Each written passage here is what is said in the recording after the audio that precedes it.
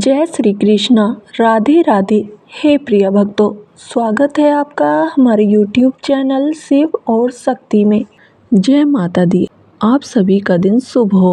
आज आषाढ़ गुप्त नवरात्रि का छठा दिन है और आज माँ कात्यायनी और 10 महाविद्याओं में से माँ त्रिपुर भैरवी महाविद्या की पूजा आज के दिन की जाती है। आज की कथाएं सुनने से पहले जानते हैं पंचांग के बारे में। आज दिनांक है 1 जुलाई और दिन है मंगलवार। आज आषाढ़ मास के शुक्ल पक्ष की षष्ठी तिथि सुबह 10:20 तक रहेगी। बाद में सप्तमी तिथि प्रारंभ हो जाएगी। ब्रह्म मुहूर्त सुबह 4:12 से 5 बजे तक रहेगा और सूर्योदय होगा सुबह 5:48 पर। सूर्यास्त शाम 7:12 पर। अमृतकाल सुबह 3:13 से 4:58 तक रहेगा। राहु काल दोपहर 3 बजे से 4:30। अभिजीत मुहूर्त दोपहर 12:03 से 12:57 तक और आज व्यतिपात योग शाम 5:19 तक रहेगा। बाद में बरियान योग प्रारंभ हो जाएगा। इसके अलावा पूर्वा फाल्गुनी नक्षत्र सुबह 8:54 तक रहेगा। बाद में उत्तरा फाल्गुनी नक्षत्र प्रारंभ हो जाएगा। अब सुनिए आज की कथाएं। मूल प्रकृति आदि शक्ति की 10 महाविद्याओं की श्रेणी में देवी त्रिपुर भैरवी छठी महाविद्या कहलाती है। शब्द त्रिपुर का अर्थ होता है त्रिलोक अर्थात स्वर्ग, पृथ्वी तथा पाताल और शब्द भैरवी का अर्थ होता है भय का विनाश।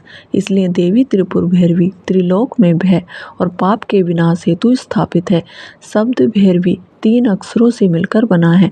पहला भय या भरणा यानी रक्षण, दूसरा रे या रमणा अर्थात रचना, तीसरा बी या बमना अर्थात मुक्ति। तीनों लोकों के अंतर्गत विध्वंस की जो शक्ति है वह भैरवी है। देवी त्रिपुर भैरवी विनाश, विध्वंस और मृत्यु के स्वामी महेश्वर के त्रिपुरारी रूप की शक्ति है। विनाशक प्रकृति से युक्त देवी पूर्ण ज्ञान में है। विध्वंस काल उपस्थित होने पर तमसगुण प्रदास्त्री देवी अपने भयंकर उग्र रूप में महेश्वर संग उपस्थित रहती है। इनकी उपासना से सभी बंधन दूर हो जाते हैं। यह उपासना भव बंधन मोचन कहलाती है। श्री दुर्गा सप्तशती के अनुसार त्रिपुर भैरवी के उग्र स्वरूप की कांत हजारों उगते हुए सूर्य के समान है। दिगंबरा देवी श्यामल वर्ण की है, 3 खुले हुए नेत्रों से युक्त है और मस्तक पर अर्धचंद्र धारण करती है। रुद्राक्ष सर्पों और नरमुंड की माला धारण किए हुए है। इनके लंबे काले घनघोर बाल हैं। 4 भुजाओं से युक्त देवी अपनी दाहिनी भुजा में खग और नरमुंड से निर्मित खड़ग खप्पर धारण करती है और बाईं भुजा में अभय तथा वर मुद्रा प्रदर्शित करती है। देवी का मुखमंडल अत्यधिक डरावना है। देवी का प्राकट्य मृत देह से है और इन्हीं की शक्ति मृत देह को पंचतत्व में भी विलीन करती है। इसलिए यह दाह संस्कार की अग्नि है। सौम्य रूप में त्रिपुर भैरवी लाल वस्त्र और गले में मुंडमाला धारण किए है। समस्त देह पर रक्त चंदन का लेपन है। अपने दाएं भुजा में जप माला और पुस्तक धारण करती है।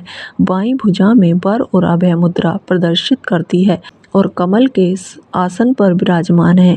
इन्होंने ही 18 भुजा युक्त दुर्गा रूप में उत्तम मधु का पान कर महिषासुर नामक दैत्य का वध किया था। नारद 5 रात्र के अनुसार एक समय में महाकाली के मन में पुनः गौरव वर्ण प्राप्त करने का विचार आया, जिस पर देवी अंतर्ध्यान हो गई। महादेव जब देवी काली को अपने समक्ष नहीं पाते तो व्याकुल होकर देव ऋषि नारद से देवी के विषय में पूछते हैं। तब नारद जी ने उन्हें देवी का बोध करवाकर उनके प्राकट्य को सुमेरु के उत्तर में होना बताया। तब महादेव जी की आज्ञा अनुसार नारद जी देवी को खोजने के लिए निकले। नारद जी सुमेरु के उत्तर में पहुंचकर देवी से महादेव के साथ विवाह करने का प्रस्ताव रखते हैं। इस प्रस्ताव पर देवी कृत होकर देह से सौंसी विग्रह प्रकट करती है।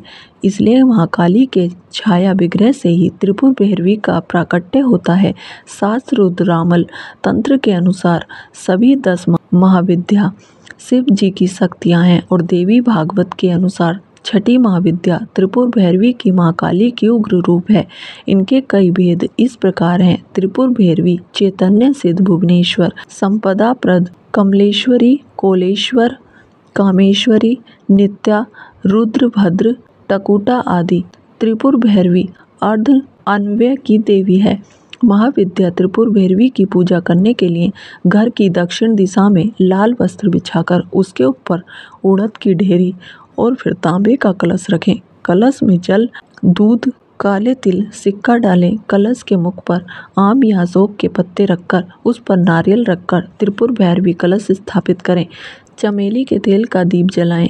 गूगल से धूप करें। माँ को सिंदूर का तिलक लगाएं। लाल पुष्प अर्पित करें। इसके बाद आप मौसमी फलों का या मिठाई का या हलवे का भोग माँ को अर्पित कर सकते हैं। साथ में कुछ दक्षिणा जरूर चढ़ाएं। लाल चंदन की माला से एक विशेष मंत्र का यथासंभव जाप करें। जाप पूरा होने के बाद उस भोग को गौ माता को खिला देना चाहिए। मंत्र है ओम वे ह्वं श्री त्रिपुर भैरव्ये नमः। यह तो थी 10 महाविद्याओं में से छठी महाविद्या माँ त्रिपुर भैरवी की कथा और पूजा विधि की जानकारी। अब जानिए नवरात्रि के छठे दिन पूजी जाने वाली माँ कात्यायनी की कथा और पूजा विधि के बारे में। ऋषि कात्यायन के घर पर जन्म लेने के कारण ही माता का नाम कात्यायनी पड़ा। माँ कात्यायनी का स्वरूप अत्यंत चमकीला और भव्य है। इनकी 4 भुजाएं हैं। माँ के दाहिनी तरफ की ऊपर वाली भुजा अभय मुद्रा में और नीचे वाली पर मुद्रा में है।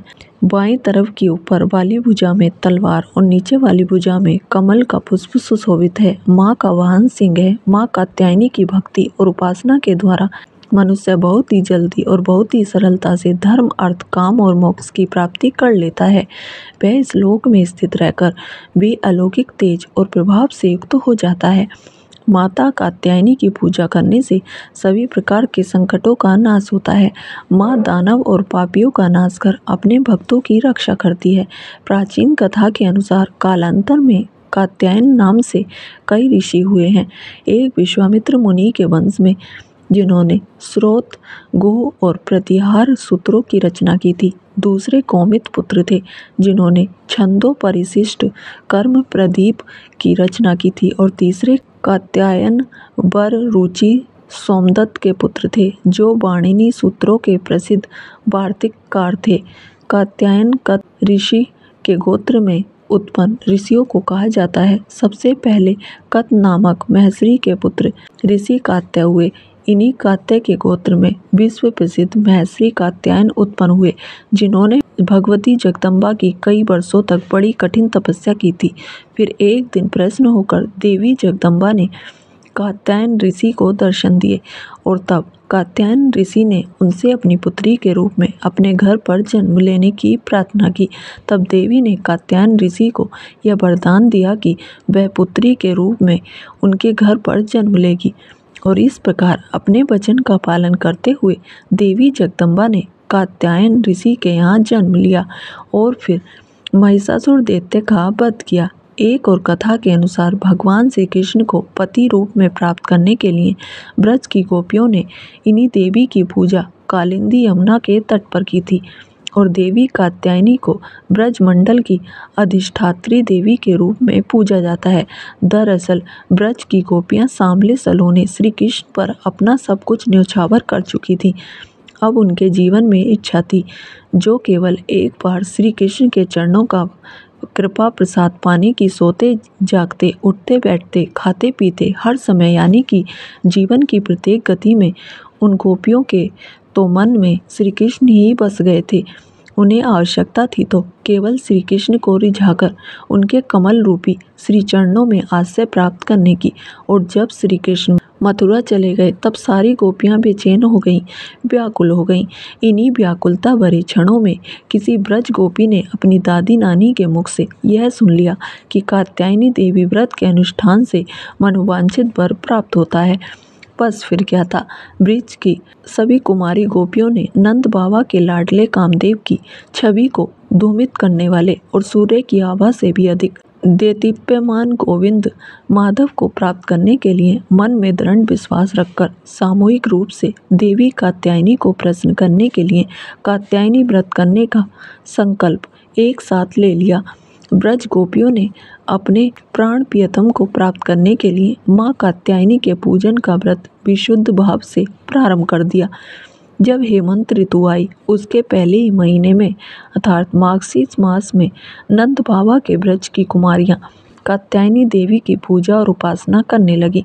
वे केवल हविषान नहीं खाती थीं, वे कुंवारी गोपियाँ पूर्व दिशा का सूरज लाल होते होते यमुना जल में स्नान कर लेती, यानी ब्रह्म मुहूर्त में उठ जाती और तट पर ही देवी की बालुका से मूर्ति बनाकर सुगंधित चंदन पुष्प, तरह तरह के नैवेद्य, दूध, दीप, छोटी बड़ी भेंट की सामग्री, आम, अशोक के पल्लव, फल और चावल आदि से उनका पूजन करती। साथ ही कात्यायनी महामाय महायोग योग व्याधीश्वरी नंद गोपशतम देवी पति में कुरुते नमः इति मंत्रम जपन्यस्ताम पूजाम चक्रतुम कुमारी कहा।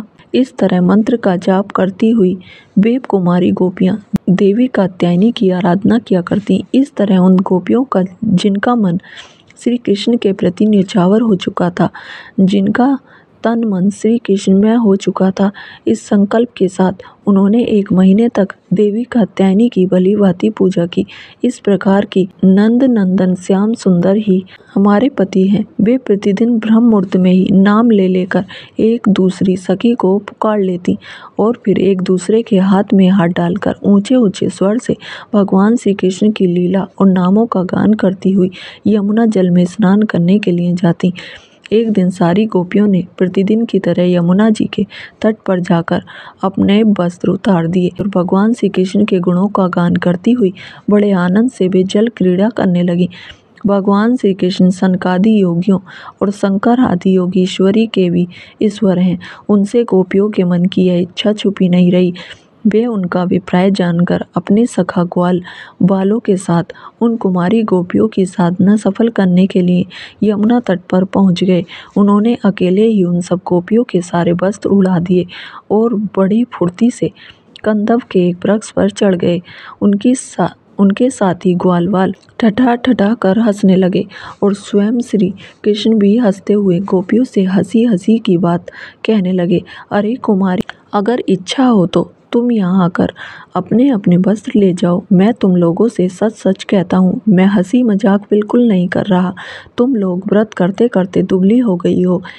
यह मेरे सखा ग्वालवाल जानते हैं कि मेरी कोई भी बात कभी झूठी नहीं होती। सुंदरियों, अगर तुम्हारी इच्छा हो तो अलग अलग आकर अपने अपने वस्त्र ले लो या सब एक साथ आ जाओ, मुझे इसमें भी कोई आपत्ति नहीं। भगवान श्री कृष्ण की ऐसी मजाक देखकर गोपियों का हृदय प्रेम से सराबोर हो गया। वे फिर थोड़ा सकुचाकर शर्माकर एक दूसरे की ओर देखने और मुस्कुराने लगीं। जल से बाहर नहीं आई तब भगवान ने हंसी हंसी में यह बात कही। तब उनके विनोद से कुमारियों का चित्त उनकी ओर भी खिंच गया। वे ठंडे पानी में गले तक डूबी हुई थीं और उनका शरीर थर थर काँप रहा था। तब उन्होंने जल में बैठे बैठे ही श्री कृष्ण से कहा, प्यारे श्री कृष्ण, तुम ऐसी अनीति भरी बातें मत करो। हम जानते हैं कि तुम नंद बाबा के लाडले लाला हो, हमारे प्यारे हो। सारे ब्रजवासी तुम्हारी सराहना करते रहते हैं। देखो, हम ठंड के मारे ठिठुर रहे हैं, तुम हमारे वस्त्र दे दो। प्यारे श्याम सुंदर, हम तुम्हारी दासी हैं। तुम जो कुछ कहोगे उसे हम करने के लिए तैयार हैं। हमें कष्ट मत दो, हमारे वस्त्र हमें दे दो, नहीं तो हम जाकर अभी नंद बाबा से कह देंगे। तब श्री कृष्ण मुस्कुराते हुए बोले, गोपियों, तुम्हारी मुस्कान पवित्रता और प्रेम से भरी है। देखो, जब तुम अपने को मेरी दासी स्वीकार करती हो और मेरी आज्ञा का पालन करना चाहती हो तो यहाँ आकर अपने अपने वस्त्र ले लो। वे गोपियाँ जल में बहुत देर से बैठी हुई थीं, ठंड के मारे काँप रही थीं। किसी तरह सकुचाते हुए वे गोपियाँ यमुना जी से बाहर निकलीं। उस समय उन्हें ठंड बहुत सता रही थी।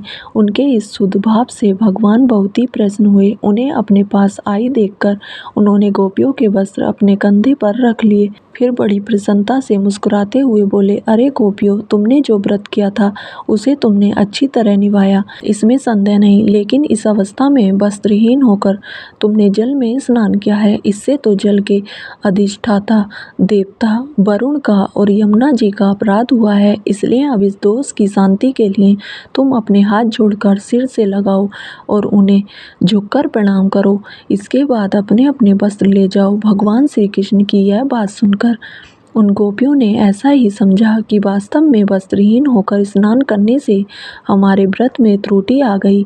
अब उनकी निर्विघ्न पूर्ति के लिए उन्होंने समस्त कर्मों के साक्षी श्री कृष्ण को नमस्कार किया, क्योंकि उन्हें नमस्कार करने से ही सारी गलतियों और अपराधों का मार्जन हो जाता है, सब क्षमा हो जाते हैं। जब यशोदा नंदन भगवान श्री कृष्ण ने देखा कि सबकी सब कुमारी गोपियाँ मेरी आज्ञा के अनुसार प्रणाम कर रही हैं, तब वे बहुत प्रसन्न हुए। उनके हृदय में गोपियों के प्रति करुणा उमड़ आई और फिर उन्होंने उनके वस्त्र दे दिए। श्री कृष्ण ने गोपियों से छल भरी बातें की, उनका लज्जा संकोच छुड़ाया, हंसी की और उन्हें कठपुतलियों के समान नचाया, यहाँ तक कि उनके वस्त्र भी हर लिए।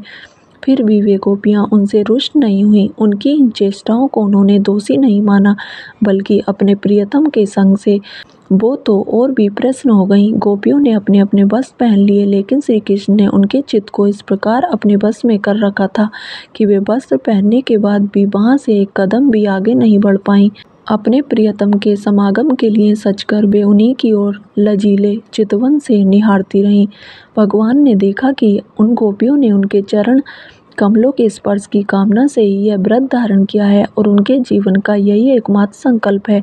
तब गोपियों के प्रेम के अधीन होकर उखल तक में बंध जाने वाले भगवान श्री कृष्ण उनसे कहने लगे, मेरी परम प्रियसी कुमारियों, मैं तुम्हारा यह संकल्प जानता हूँ कि तुम मेरी पूजा करना चाहती हो। तुम्हारी इस इच्छा का अनुमोदन करता हूँ। तुम्हारा ये संकल्प सत्य होगा।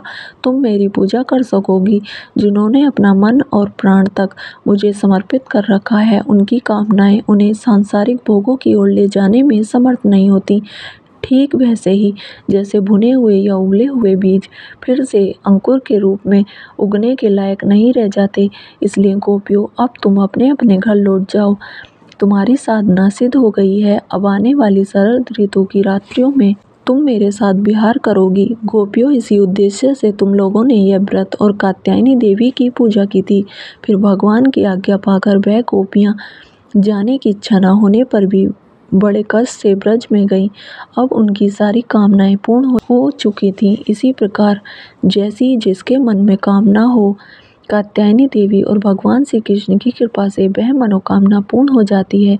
आज के दिन देवी कात्यायनी की पूजा गोधूली बेला में जरूर करनी चाहिए और भगवान श्री कृष्ण की पूजा करने से कात्यायनी देवी के साथ ही भगवान श्री कृष्ण का भी आशीर्वाद प्राप्त हो जाता है। हे प्रिय भक्तों, तो कैसी लगी आपको आज की कथा? अगर वीडियो पसंद आई हो तो वीडियो को लाइक करें, चैनल को सब्सक्राइब करें और कमेंट बॉक्स में जय माता दी अवश्य लिखें। धन्यवाद।